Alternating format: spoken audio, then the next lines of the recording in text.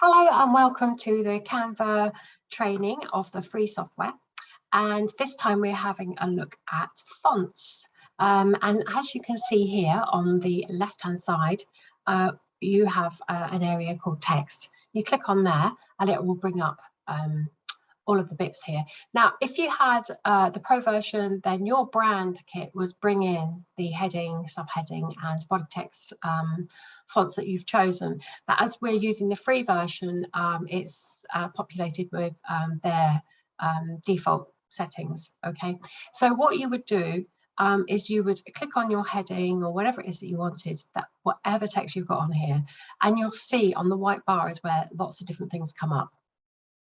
So here, for example, you can have it all in uppercase just by clicking there, and you can expand this by using the white ovals on the side. So you can expand your text out so that it fits, you know, perfectly for how you want things. So that's where you will do the uppercase and lowercase. Up to you how you deal with that. Underscore, italics, and bold if that particular font allows for bold, but it looks like this particular font is already a bold. So you can then change the size here. You can go up and down. The other way of doing it, if you wanted to, was to put your mouse over the circles on the edges, on the corners, and then you can squeeze it in or bring it out to make it larger. And then you can play about to make it however you want it to look. Okay, and then here on the left hand side of the white bar we have the actual fonts. So if you click on that, then on the left hand side now you will see all the different types of fonts that you can use on the free version. Now as you scroll down you can see the ones with the crowns, and we know the ones with the crowns are from the Pro version, so unless you've got a Pro account you won't be able to use those. Okay, but as you can see, there are hundreds. We're still in the A's here, look, and there's so many that you can use.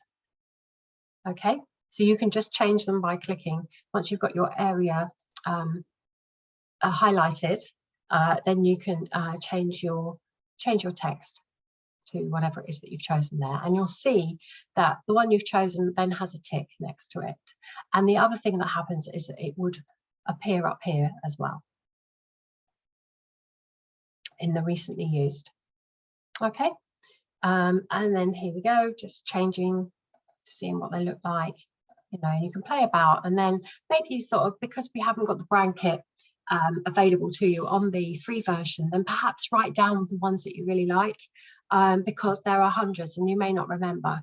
So it's definitely worth writing them down, and then you can have a look in the search bar.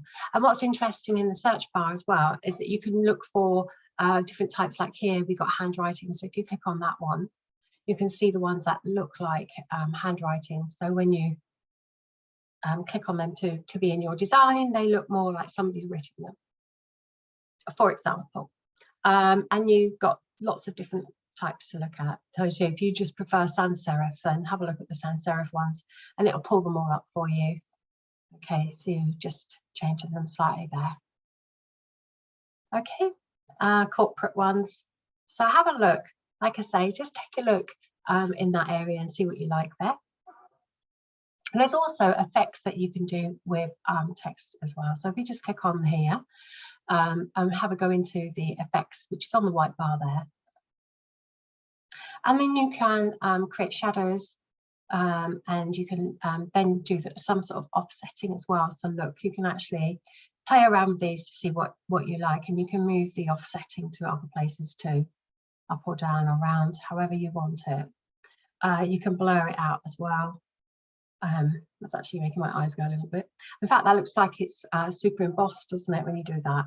And the transparency too of the shaded bit behind, so of the shadow. And you can change that colour to a different colour. So you could have a subtle change of colour behind your main one. So the shadow becomes the different colour. And if you wanted the transparency higher, you can see that the colour's really lifting on that. And then there's lift, which adds sort of like a blurred kind of area. So it's like pulling it out of the page for you. And then there's the hollow ones. There's a splice. Again, they all have different offsets and things that you can play about with.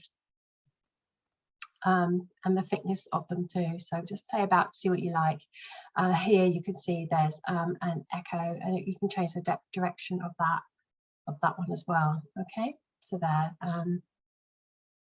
and you know, the offset and the direction of it all. You can have a glitch, so it has like 2 different colors, you know, like a neon. Well, neon's next, but it kind of like has that that sort of embossed bit coming out too, and the neon.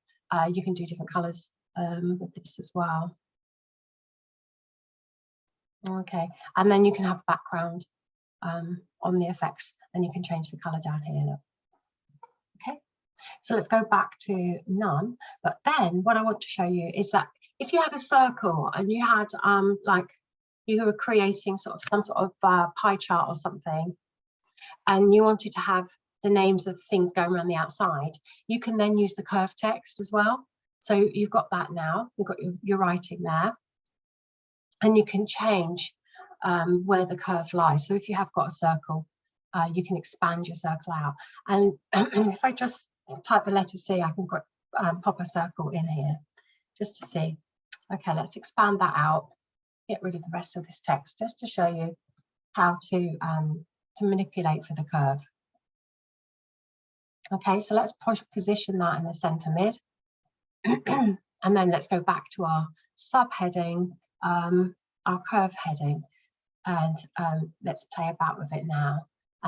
You should be able to expand that out. Sorry, I've just moved about in the wrong place. So if you go to the curve part, you can see that that is now expanding out. And that looks to me like it's encompassed the center of that circle. So if I release that and have a look, yeah, actually it does look much better. It does look good. And you can see, yeah, that looks like it's almost spot on, doesn't it? Definitely is in the center there. And that snapped it. So yeah, I think that is the dead center of it there. So you can play about with it to see how that fits into your design. Okay, so that's in the text effects.